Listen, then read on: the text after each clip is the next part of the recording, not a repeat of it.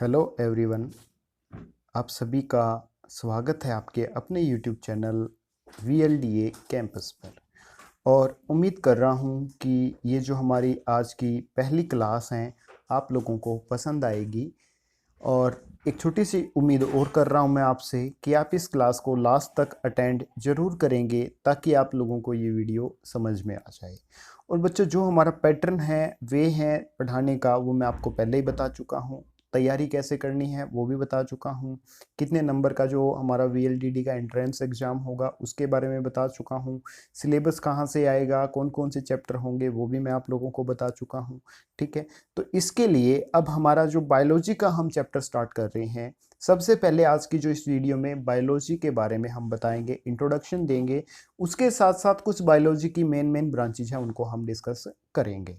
तो आइए बच्चों, अब हम स्टार्ट कर रहे हैं हमारी आज की क्लास। देखिए, सबसे पहले क्वेश्चन आता है, बायोलॉजी की बात कर रहे हैं तो व्हाट इज बायोलॉजी। हमारे दिमाग में यही क्वेश्चन आएगा कि बायोलॉजी है क्या, जो जीव विज्ञान है वो है क्या।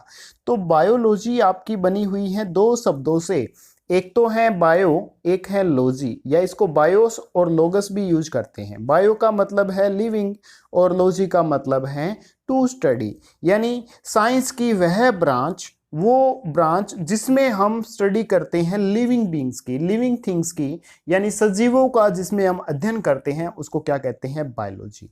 और ये जो बायोलॉजी वर्ड है ये ग्रीक लैंग्वेज से लिया गया है। किस लैंग्वेज से लिया गया है? ग्रीक लैंग्वेज से। अब देखिए, biology is the study of all living things, की जितनी भी सजीव चीजें हैं उनका जो अध्ययन है उसको हम कहेंगे बायोलॉजी, यानी जीव विज्ञान।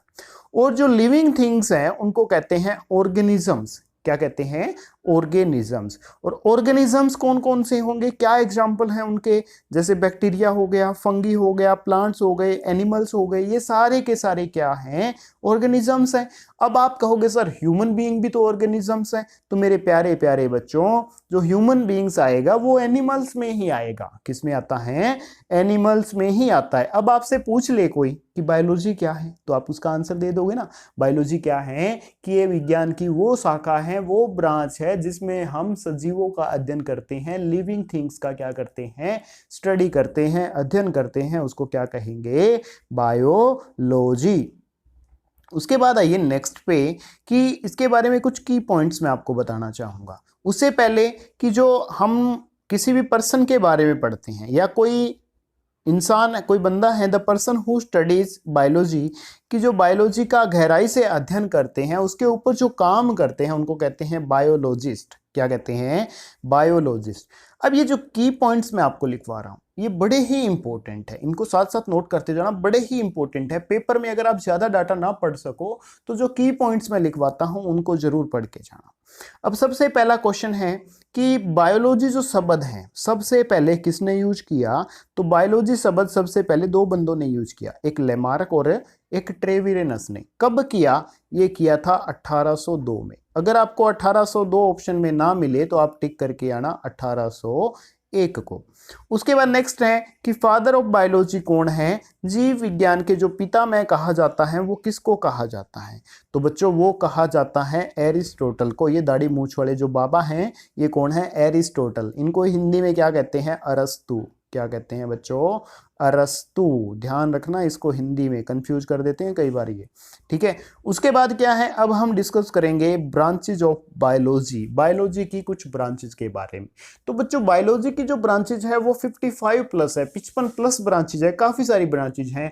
उनमें से हम इंपॉर्टेंट के बारे में डिस्कशन करेंगे। तो सबसे पहले जो ब्रांच आती है इनकी वो आती है बच्चों बॉटनी। बॉटनी यानी वनस्पति विज्ञान। तो वनस्पति विज्ञान का मतलब आप समझ ही गए होंगे कि is the branch of biology in which we study about plants, जिसमें हम सिर्फ और सिर्फ किसके बारे में पढ़ते हैं? प्लांट्स के बारे में पढ़ते हैं। तो वो क्या कहलाती है? हमारी बॉटनी।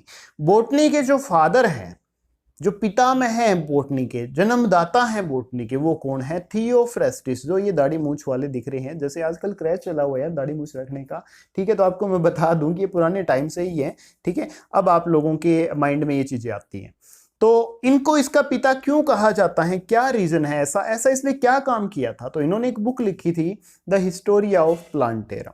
बड़ी अच्छी बुक है, कभी आपको टाइम लगे तो अमेजोन से या फ्लिपकार्ट से मंगवा के पढ़ के देखना आप लोग। उसमें क्या है, 500 प्लस जो हमारे प्लांट्स हैं उनके बारे में, उनका जो नामकरण इन्होंने किया, उनके स्ट्रक्चर के बारे में बताया, ठीक है, उनके फंक्शंस के बारे में इन्होंने बताया। तो कहने का मतलब 500 प्लस प्लांट्स के बारे में इन्होंने बताया। तो इसी कारण इसको बायोलॉजी, इसका बॉटनी का क्या कहा जाता है, फादर कहा जाता है। अब आइए बच्चों नेक्स्ट पे, अब हम बात करेंगे जूलॉजी की। जूलॉजी क्या है, साइंस की, बायोलॉजी की वो ब्रांच है जिसमें हम एनिमल्स की स्टडी करते हैं, जो हमारे जीव जंतु हैं, बैक्टीरियाज हैं, फंगी हैं, उनकी स्टडी करते हैं। ये आप फोटो देख रहे हो ना, ये बैक्टीरिया की सेल हैं। किसकी सेल हैं, बैक्टीरिया की सेल हैं। तो जूलॉजी है, जूलॉजी के फादर भी किसे कहा जाता है, अरस्तु को कहा जाता है। किसको कहा जाता है, अरस्तु को कहा जाता है, एरिस्टोटल को कहा जाता है।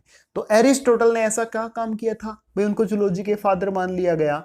उन्होंने एक बुक लिखी थी, हिस्टोरिया ऑफ एनिमलिया। उसमें इन्होंने क्या किया कि 500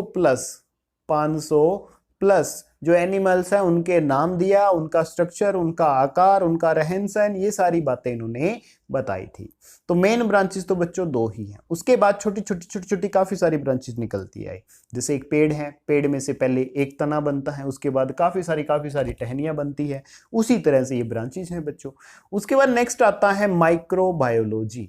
माइक्रोबायोलॉजी क्या है कि ये हमारी जो बायोलॉजी की वो शाखा है जिसमें हम माइक्रोब्स के बारे में पढ़ते हैं। माइक्रोब्स क्या है, जो छोटे छोटे जीव होते हैं जिनको हम नंगी आंखों से नहीं देख सकते, जिनको देखने के लिए टेलीस्कोप की, माइक्रोस्कोप की जरूरत पड़ती है, उनको हम क्या कहते हैं, माइक्रोब्स। जैसे एग्जांपल वायरस हो गया, बैक्टीरिया हो गया, बैक्टीरियल सेल मैंने आपको यहां दिखाई दी, और बैक्टीरिया के बारे में इस चैप्टर में हम आगे डिस्कस करेंगे।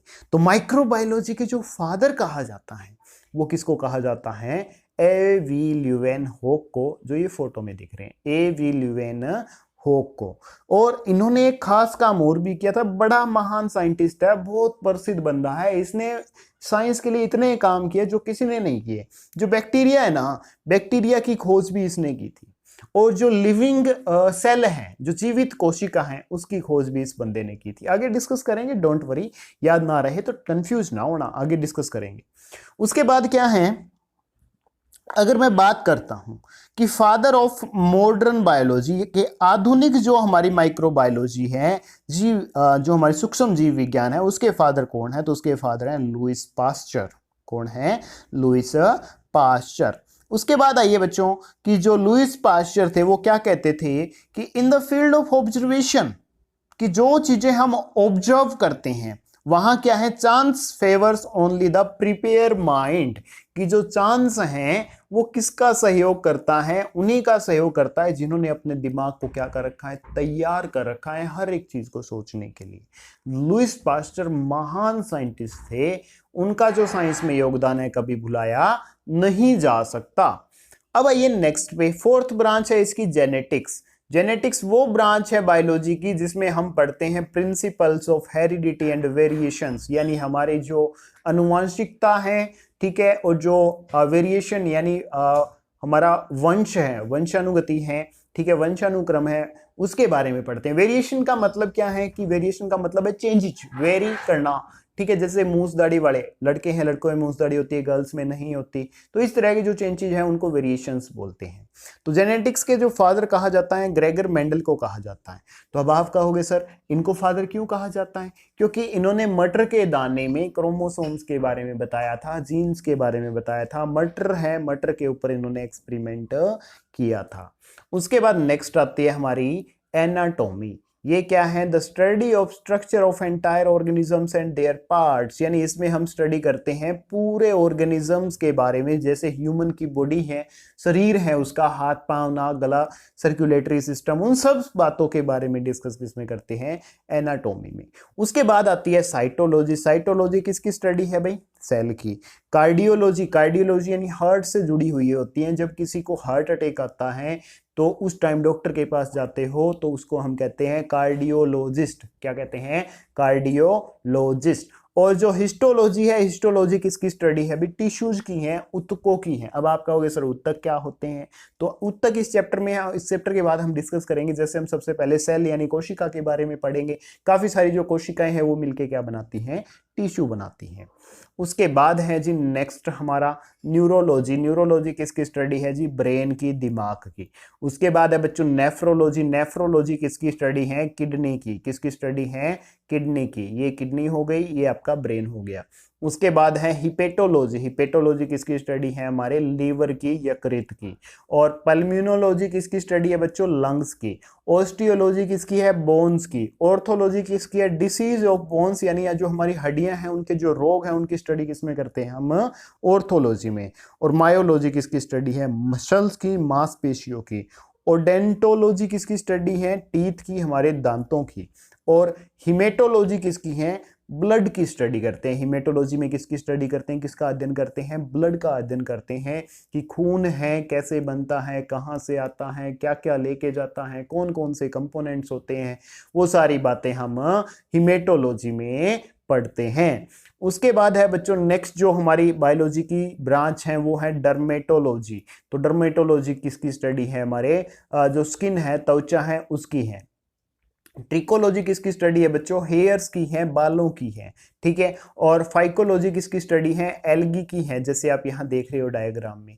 उसके बाद नेक्स्ट आता है माइकोलॉजी। माइकोलॉजी किसकी स्टडी है? फंगी की है, कवक की है। उसके बाद आता है बच्चों ऑन्कोलॉजी। ऑन्कोलॉजी में हम पढ़ते हैं कैंसर जो डिसीज है उसके बारे में। जियोलॉजी है, जियोलॉजी में किसके बारे में पढ़ते हैं बच्चों? अर्थ के बारे में। और वायरोलॉजी में किसके बारे में पढ़ते हैं? वायरसेस के बारे में। और कोस्मेटोलॉजी में किसके बारे में पढ़ते हैं? नेल्स के बारे में।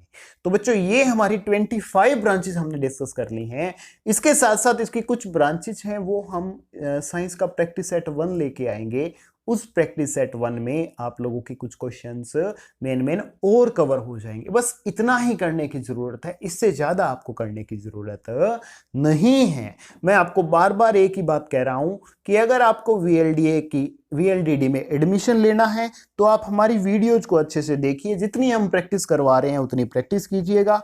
आप लोगों का सिलेक्शन जरूर होगा, 100% होगा। बस तैयारी जम के करनी है बच्चों। उसके बाद हमने इसमें ना एक लिविंग बीइंग के बारे में पढ़ा था। लिविंग बीइंग के बारे में हमने जिक्र किया था। तो सबसे पहले अब उस लिविंग बीइंग के बारे में जानना है कि लिविंग बीइंग के कैरेक्टरिस्टिक्स क्या होंगे, लिविंग थिंग के जो कैरेक्टरिस्टिक्स है वो क्या होंगे। सबसे पहला क्या है? वो सेलुलर ऑर्गेनिज्म होगा, यानी वो सेल से बना हुआ होगा। दूसरी बात क्या होगी? उसको न्यूट्रिशन की जरूरत पड़ेगी। न्यूट्रिशन यानी पोषक तत्वों की जरूरत पड़ेगी। उसके बाद उसकी ग्रोथ होगी, ठीक है। वो खाना खाएगा तो जितनी एनर्जी में कन्वर्ट होगा करेगा, और बाकी का वो क्या कर देगा? एक्सक्रिएट कर देगा, बाहर निकाल देगा। और वो क्या करेगा? रिप्रोडक्शन करेगा, प्रजनन करेगा, यानी उसकी जो पीढ़ियां हैं वो आगे से आगे बढ़ेगी। उसके बाद क्या है बच्चों? एक खास बात और है, वो क्या लेगा? सांस भी लेगा, मूवमेंट भी करेगा, रिस्पॉन्स टू चेंज यानी अपनी पोजीशन भी बदलेगा, और उसमें लाइफ का जो साइकिल है वो चलता रहेगा। अब जैसे मैं आपको एग्जांपल दूं, एक प्लांट है, एक पौधा है। अब पौधे की बात करते हैं तो पहले तो वो छोटा सा होता है, फिर धीरे धीरे धीरे धीरे वो बढ़ता रहता है। उसका तना भी मोटा होता रहता है, जड़ें भी फैलती रहती हैं, पत्ते हैं वो भी बड़े हो जाते हैं, टहनियाँ भी बड़ी हो जाती हैं, फूल भी लगते हैं। तो ये सारे जो चेंजेस आते हैं ये किस में आते हैं? एक लिविंग थिंग में आते हैं। उसके बाद जैसे नीचे मैंने एग्जाम्पल दिया, एक फिश की बात कर रहा हूँ, ठीक है, और एक चट्टान की बात कर रहा हूं। तो फिश क्या है? धीरे धीरे बड़ी होती है, वो तैरती भी है पानी में, भोजन भी करती है, एक्सक्रिएट भी करती है, सांस भी लेती है। ये सारे कैरेक्टरिस्टिक्स उसमें होते हैं। आप सोच के देखिए, क्या एक रॉक में होते हैं? एक जो चट्टान है उसमें भी ये होते हैं सब कुछ? सांस लेती है क्या वो चलती है? नहीं चलती ना, इसीलिए उसको नॉन लिविंग थिंग कहते हैं। तो बच्चों उम्मीद करूंगा कि आज की जो बातें हमने की वो आप लोगों को समझ आई है। तो इस वीडियो को लाइक जरूर कर देना और अपने दोस्तों के साथ शेयर भी कर देना। और चैनल पे अगर आप लोग पहली बार आए हो तो चैनल को सब्सक्राइब जरूर करना। बस थोड़ा संयम रखिएगा, शांति रखिएगा, हमारे साथ पढ़ते रहिएगा, आप लोगों का एडमिशन जरूर होगा। और वो बच्चों अगर आप लोगों को हमारा स्टडी मटेरियल चाहिए तो डिस्क्रिप्शन में हमने 2 टेलीग्राम के लिंक दे रखे हैं, उन पे आप मैसेज कीजिएगा, आपको हम हमारे टेलीग्राम ग्रुप में ऐड कर देंगे। वहाँ पे आप लोगों को स्टडी मटेरियल दे दिया जाएगा। और आप लोगों ने इस वीडियो को लास्ट तक देखा उसके लिए आप लोगों का धन्यवाद।